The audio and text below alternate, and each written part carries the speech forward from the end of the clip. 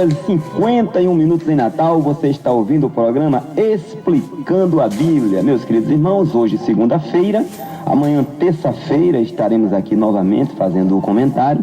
Na quarta-feira tem o culto da restauração, onde a rádio passa fazendo a transmissão todo o dia, de 9 até as 9 da noite. Depois ainda tem o culto da restauração no rádio, que vai até meia-noite.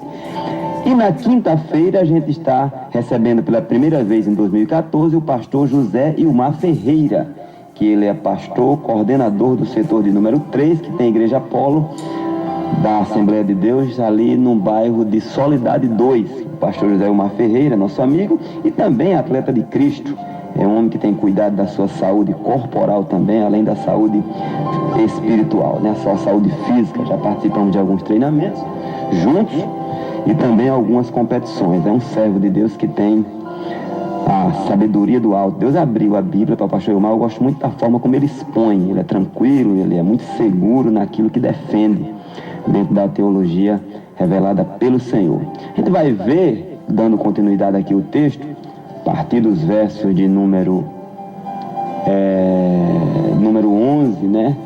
Diz também o Senhor: eis que conceberás e terás um filho, e chamarás o seu nome Ismael, porquanto o Senhor ouviu a sua aflição, que este clamor de Agar, ou este gemido na alma, fez com que o anjo do Senhor interviesse diretamente favorável a ela. Não, mas ela era egípcia. Olha, meu irmão, Jesus, ele esteve aqui na terra e não teve uma situação sequer que alguém clamou ao Senhor. Em algumas situações, para dar um exemplo, para deixar uma lição de fé e de perseverança, ele até mostrou-se resistente, como é o caso da mulher cananeia e outros, né?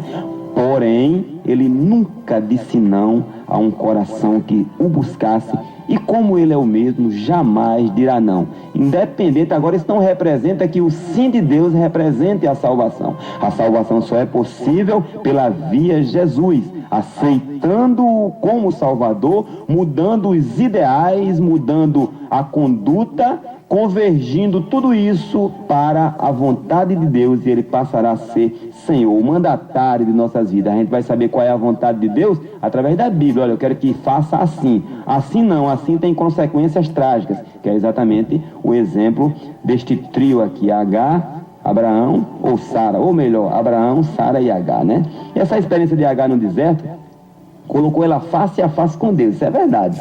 E ensinou também algumas verdades sobre o nosso Deus, irmãos, o nosso grande Senhor.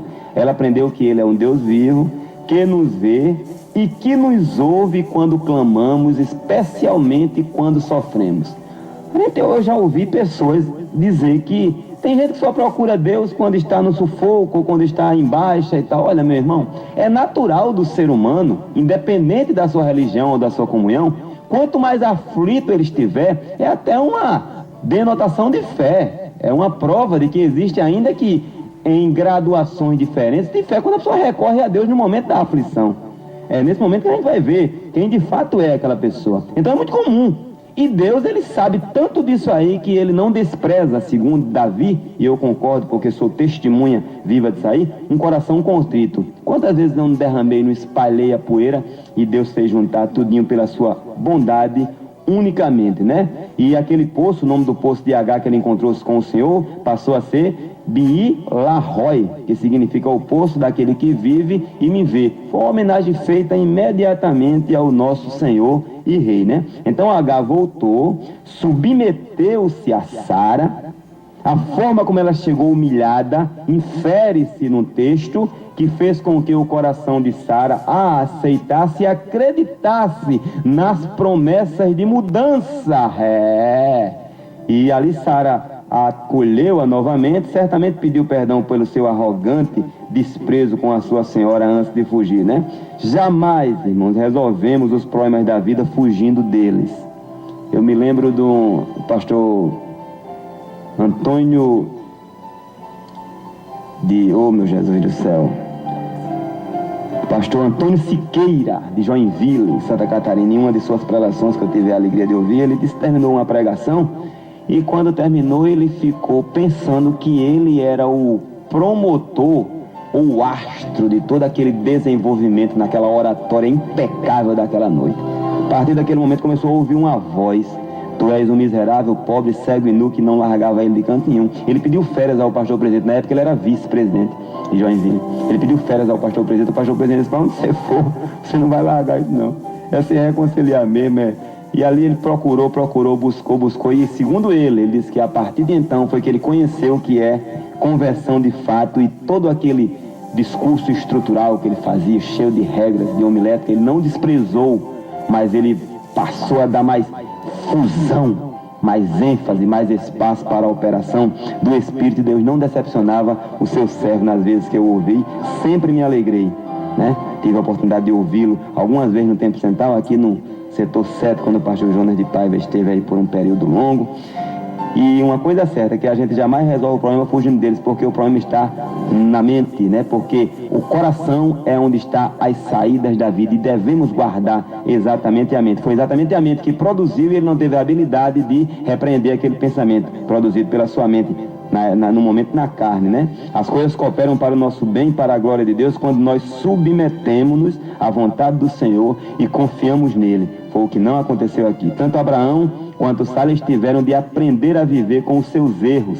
Certamente Abraão gostava de ver o menino crescendo, e o coração dele, já idoso, era cheio de amor, né? Abraão sabia, irmãos, era uma tristeza, eu acho que no seu coração, que Ismael não seria parte permanente da família da aliança. A solução de Deus para o problema foi não culpar Abraão, Sara ou Agar, mas enviar um outro menino naquele lar, né? Que seria exatamente Isaac. Ismael, ele não causou problema a Abraão nem a Sara, até que Isaac nasceu. A partir de então ele começou a mostrar as suas unhas também, a gente vai ver isso mais na frente.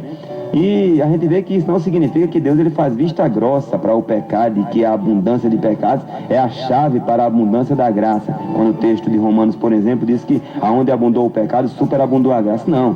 O texto está dizendo que a graça de Deus é maior do que o pecado do homem, pode se realizar dentro do melhor que Deus tem planejado para nós, mesmo quando o homem age de acordo com o que ele é, pior. Isso é o que se manifesta de fato a graça. Do ponto de vista humano, esse desvio de conduta daquele casal foi uma tragédia que interrompeu o grande plano da salvação.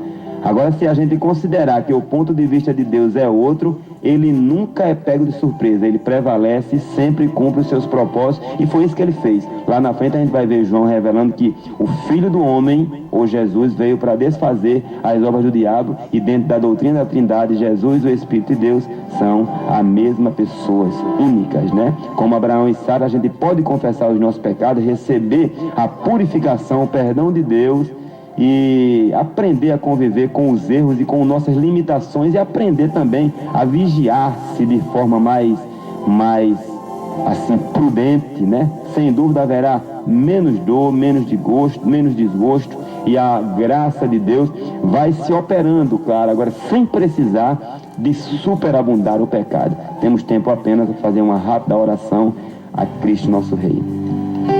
Senhor nosso Pai, a nossa gratidão a Ti por todos os benefícios, pela vida, pela paz, pelo programa, pela Rádio Nordeste, por este ouvinte que atenciosamente tem dado ouvidos à Tua voz e tem também intercedido para que a Tua vontade ela prevaleça através das ondas sonoras desta emissora que é a Missionária no Ar. Em nome de Jesus te pedimos e agradecemos. Amém. Você acabou de ouvir o programa Explicando a Bíblia, com o irmão Gilvan Silva. Bíblia,